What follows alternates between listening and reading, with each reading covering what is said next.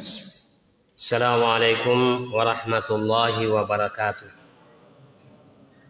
Alhamdulillahilladzi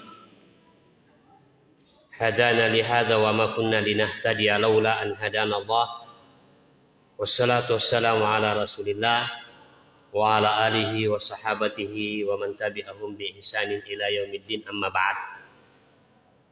Bapak-bapak, ibu-ibu jamaah tarawih yang semoga dirahmati oleh Allah Subhanahu wa taala. Alhamdulillah, malam hari ini adalah malam ke-20 dari bulan suci Ramadan tahun 1445 Hijriah. Artinya ya kita akan memasuki 10 akhir dari bulan suci Ramadan. Dan 10 akhir dari bulan suci Ramadan ini adalah malam-malam yang paling utama sepanjang tahun.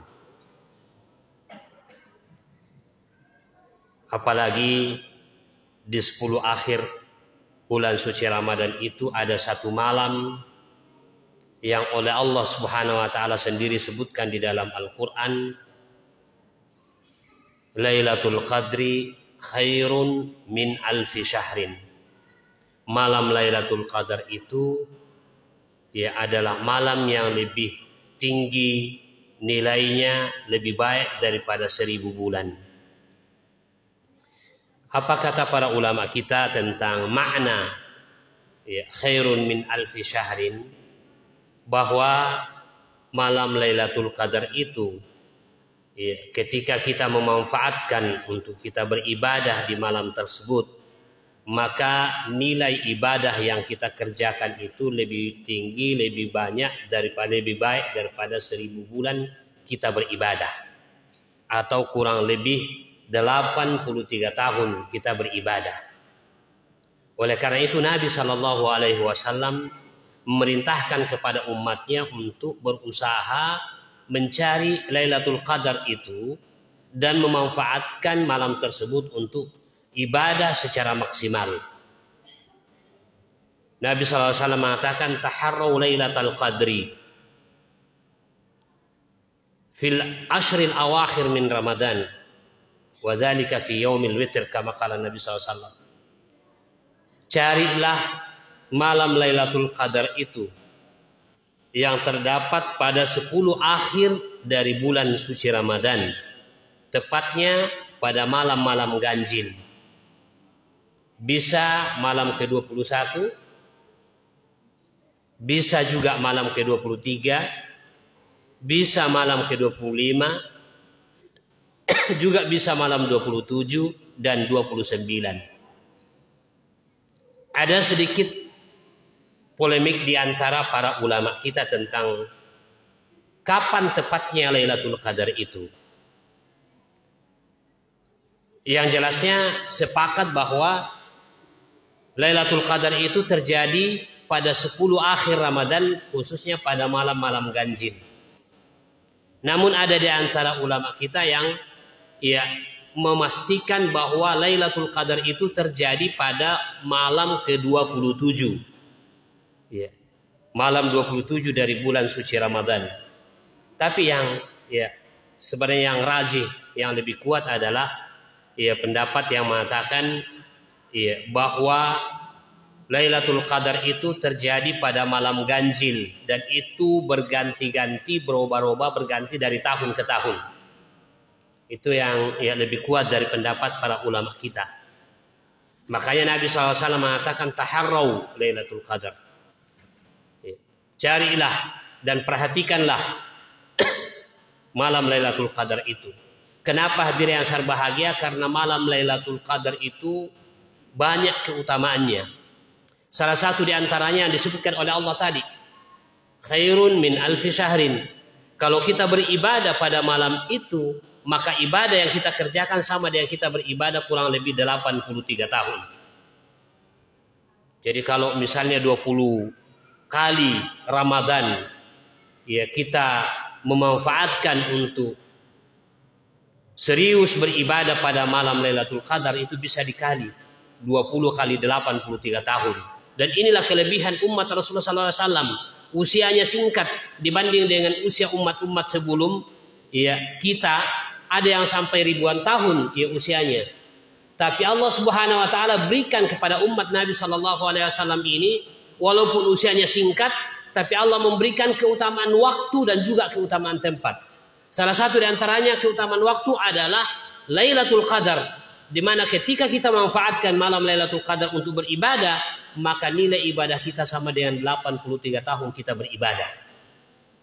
Makanya sayang hadirin yang sangat bahagia kalau kita tidak ya berusaha memanfaatkan ya keutamaan waktu ini, yaitu Lailatul Qadar, untuk kita ya memaksimalkan ibadah di dalamnya. Bahkan Nabi Shallallahu Alaihi Wasallam 10 akhir Ramadan dalam rangka dia beribadah tepat pada malam Lailatul Qadar, maka Nabi Shallallahu Alaihi Wasallam kalau sudah masuk 10 akhir Ramadan beliau itikaf. Apa fungsinya itikaf?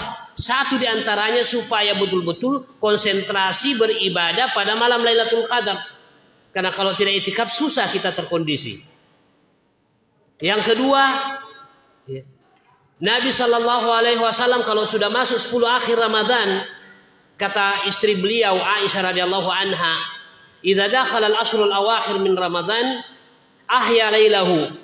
Kalau Nabi Shallallahu Alaihi Wasallam sudah memasuki 10 akhir Ramadan, beliau menghidupkan malam-malamnya. Kata Al-Hafidz Ibnu Hajar Al-Asqalani, ahya itu lawan daripada amata. Iya. Kenapa? Karena tidur itu saudara daripada mati. Oleh karena itu Nabi SAW pada 10 akhir Ramadan itu sudah tidak tidur. Beliau tidak tidur lagi. Untuk apa? Untuk salat, ibadah. Qiyam Ramadan. Sepanjang malam. Memanfaatkan momen malam-malam yang paling utama sepanjang tahun, yaitu 10 akhir Ramadan, dan lebih tepatnya lagi ya pada malam Lailatul Qadar itu. Olehnya itu hadirin yang sangat bahagia, Nabi SAW ya tidak tidur lagi. Ahya lailahu. Yang kedua kata Aisyah, wa aiqadha ahlahu. Beliau juga membangunkan keluarganya supaya memanfaatkan waktu yang sangat utama, waktu yang sangat agung, 10 akhir Ramadan. Di sana ada satu malam. Kalau kita beribadah ya pada malam itu, maka ibadah kita nilainya sama dengan kita beribadah 83 tahun. Dan juga kata Rasulullah SAW, man qama lailatal qadri imanan wa ihtisaban ghufira lahu ma taqaddama min dzambi.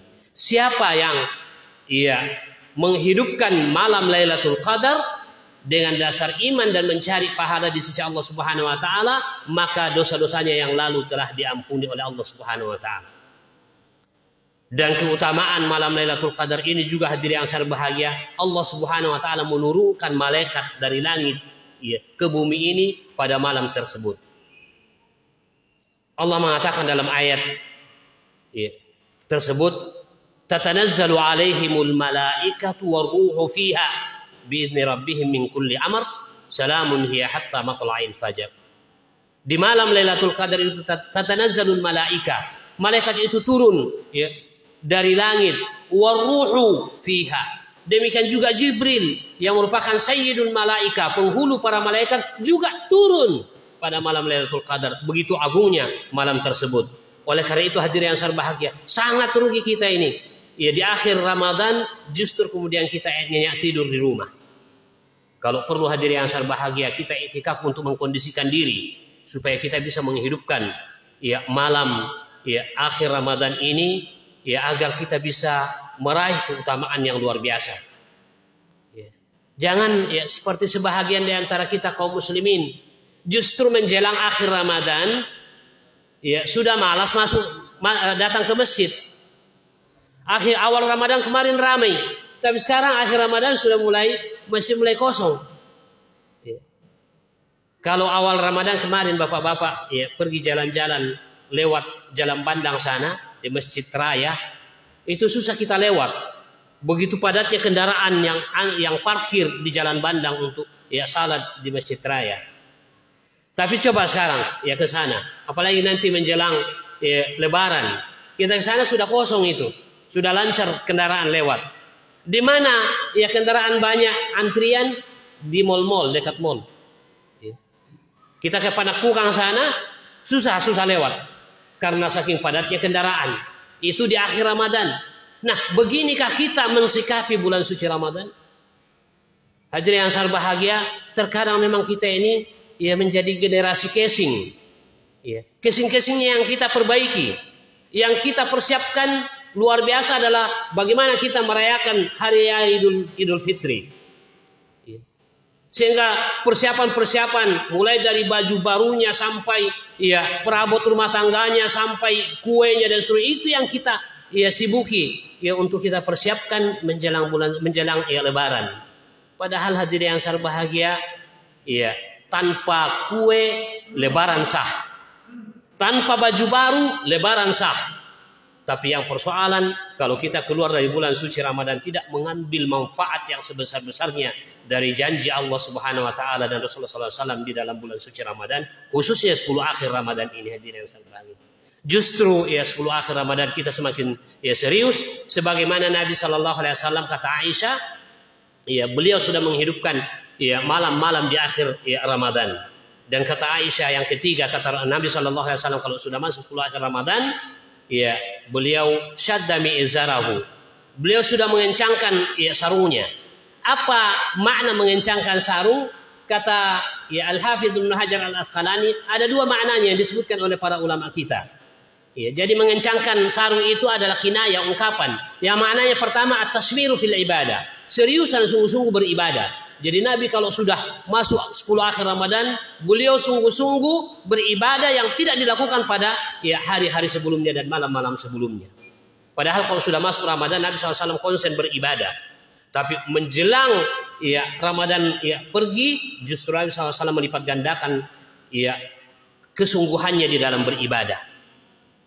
Yang kedua, makna yang kedua syadda mi'zarahu yang dikatakan oleh Al-Hafidz Ibnu Hajar Al-Asqalani bahwa maknanya Nabi SAW pada 10 akhir Ramadan beliau tidak mendatangi lagi istrinya.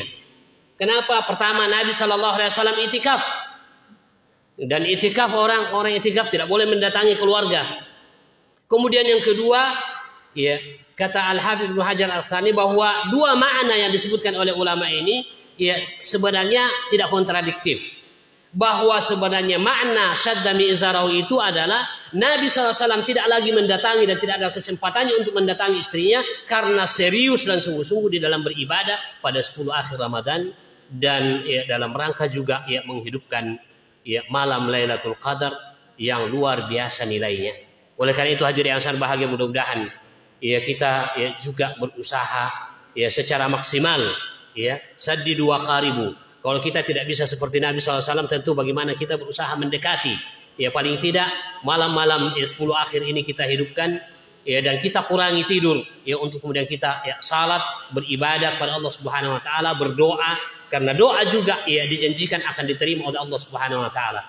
Dan salah satu doa yang diajarkan oleh Nabi SAW pada malam Lailatul Qadar, sebagaimana diriwayatkan oleh Aisyah radhiyallahu anha.